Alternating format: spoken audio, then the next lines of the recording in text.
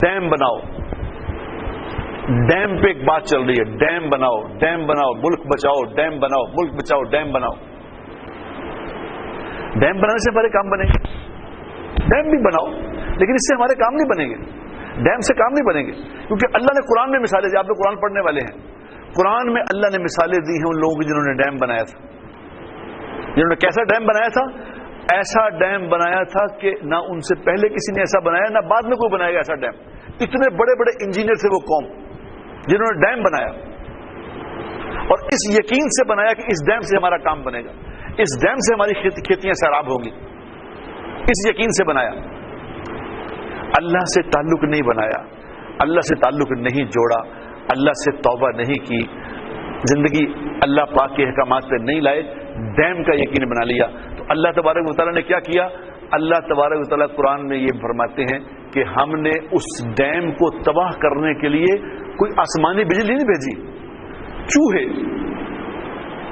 کمزور مخلوق چوہے بھیج دیے، چوہوں نے سارے ڈیم میں موریاں کر کر کر کر کے ڈیم ہی خشک کر دیا۔ یہ قیامت تک کے آنے والے لوگوں کو یہ بات سمجھائی کہ دیکھو ڈیموں سے تمہارے کام نہیں بنیں گے، ڈیم بناؤ لیکن تمہارا کام بنے گا توبہ سے، تم اللہ سے توبہ کرو، اللہ سے معافی مانگو، یا اللہ ہماری زندگی کو، ہماری گزاری ہوئی، ہماری گزری زندگی ہمیں معاف کر دے، ہمارے گناہوں کو معاف کر دے، اور زندگی نماز پہ لاؤ۔ جب توبہ کریں گے تو اللہ نے وعدہ کیا ہے جو قومیں توبہ کریں گی اللہ تبارک و تعالیٰ ان پہ بارشیں برسائیں گے، بغیر ڈیموں کے بارشیں آئیں گی۔ اور کیسی بارشیں آئیں گی؟ کیسی بارشیں آئیں گی؟ جو اللہ کی فرما برداری کی زندگی گزارے گا، اللہ نے کر کے دکھایا ہے۔ ایک آدمی ایک دفعہ یہ ہو چکا ہے، یہ پیچھے ہو چکا ہے، کوئی نئی بات نہیں بتا رہا میں آپ کو۔ ایک آدمی چلتا ہوا جا رہا تھا تو اس نے بادلوں میں سے آواز سنی، بادلوں میں آواز آئی، او بادلو جاؤ جا کے ابراہیم کے کھیت میں برسو۔ اب یہ آدمی نے سنا یہ ابراہیم کون ہے، اس کے کھیت میں بارش برسے گی، یہ اس کے ان بادلوں کے پیچھے پیچھے ہو گیا، بادل آگے جا رہے ہیں، یہ پیچھے جا رہا ہے، تو آگے جا کے بہت بڑے میدان آیا، کھیت آئے، تو وہاں بارش ہونی شروع ہو گئی، شدید بارش ہوئی، اور بارش سے پانی جمع ہو گیا، پانی آگے تالاب بنا، تالاب میں چلا گیا۔ اب یہ اس کو بڑی تجسس ہوا کہ یہ کون آدمی ابراہیم، یہ اس گاؤں میں گیا کہ ابراہیم کون ہے، پتا چلا کہ جی یہ ابراہیم ہے، تو اس نے جا کے کہا تم کیا عمل کرتے ہو، میں نے بادلوں میں تیرا نام سنا۔ اس نے کہا میں تو کچھ عمل نہیں کرتا، مگر میں اللہ کا نافرمان نہیں ہوں، مجھ سے غلطی ہو جاتی ہے، میں اللہ سے معافی مانگتا ہوں، توبہ کرتا ہوں، اور نماز کا اہتمام کرتا ہوں، اور جو فصل آتی ہے اس کے 3 حصے کرتا ہوں، اس فصل کے 3 حصے کرتا ہوں، ایک حصہ اگلے سال کے لیے رکھتا ہوں، ایک حصہ بیچ دیتا ہوں، اور ایک حصہ اللہ کے راستے میں دیتا ہوں، اللہ کے نام پہ دیتا ہوں، 3 حصے۔ اس عمل سے اللہ تبارک و تعالیٰ نے کبھی مجھے ضرورت پڑتی ہے میں 2 رکعت نماز پڑھتا ہوں، جب چاہتا ہوں بارش برسا لیتا ہوں۔ اس پہ نہیں لا رہے قوم کو، امت کو اس پہ نہیں لا رہے۔ کوئی حکمران یہ کہہ رہا ہے، کوئی حکمران کہہ رہا ہے کہ تم توبہ کرو، نماز پہ آ جاؤ، وہ کہہ رہے ہیں امریکہ سے IMF سے لون لیں گے، ہم یہ کر لیں گے، ہم اس سے بتائیں گے، کیا کر رہے ہو؟ ہمارے کام اللہ بنائیں گے۔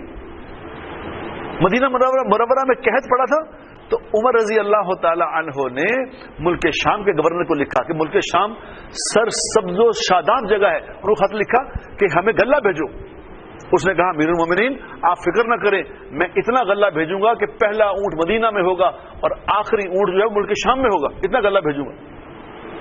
تو رات کو خواب میں حضور اکرم صلی اللہ علیہ وسلم کی زیارت ہوئی تو حضور اکرم صلی اللہ علیہ وسلم فرمایا عمر تمہیں کیا ہو گیا، تمہاری عقل کو کیا ہو گیا، تم اللہ کو چھوڑ کے شام کے گورنر سے بات کرتے ہو؟ تو اس سے توبہ کی یا اللہ میں مجھے معاف کر دے، اور اللہ سے مانگا یا اللہ ہماری ضرورتوں کو پورا فرما۔ امت کو اعمال پہ لانا تھا، خدا کی قسم یہ جتنے دریا ہیں، یہ دریاؤں کے ساتھ ساتھ جتنے خاندان ہیں، ان سب کو نماز پہ لاؤ، ان سب کو توبہ کراؤ۔ امت کا، ملک کا بادشاہ توبہ کرے، ملک کے حاکم توبہ کریں، اور حاکموں کو چاہیے کہ لوگوں کو کہیں کہ توبہ کرو، دیکھو اللہ نظام کیسے بدلے گا۔ قرض کی بات چلی، ہمارے اوپر اتنا قرض ہے، کتنا قرض ہے، قرض کس نے چڑھایا؟ دنیا میں یاد رکھو میری بہنوں اور میرے بھائیوں، حالات کا بننا اور بگڑنا اللہ کے ہاتھ میں ہے. اللہ بناتے ہیں حالات، اللہ بگاڑتے ہیں، اور بناتے اعمال پہ ہیں. جیسے ہمارے اعمال ہوں گے ویسے حالات بنیں گے. حضور اکرم صلی اللہ تعالی وسلم جب شب معراج پہ تشریف لے جا رہے تھے تو آپ نے دیکھا کچھ چیزیں نیچے سے اوپر جا رہی ہیں اور کچھ اوپر سے نیچے آ رہی ہیں. آپ نے جبرائیل علیہ السلام سے پوچھا، جبرائیل یہ کیا چیزیں اوپر جا رہی ہیں اور کیا چیزیں نیچے آ رہی ہیں؟ تو جبرائیل علیہ السلام نے عرض کیا، یا رسول اللہ یہ نیچے سے چیزیں اوپر جا رہی ہیں یہ آپ کی امت کے اعمال ہیں، اور اوپر سے جو نیچے چیزیں آ رہی ہیں یہ ان اعمال کے بدلے میں اللہ کے احکامات ہیں. اعمال جائیں گے نافرمانی والے تو احکامات آئیں گے بے چینی والے. اعمال جائیں گے خیر والے، اعمال جائیں گے فرما برداری والے تو اللہ کے فیصلے آئیں گے سکون والے.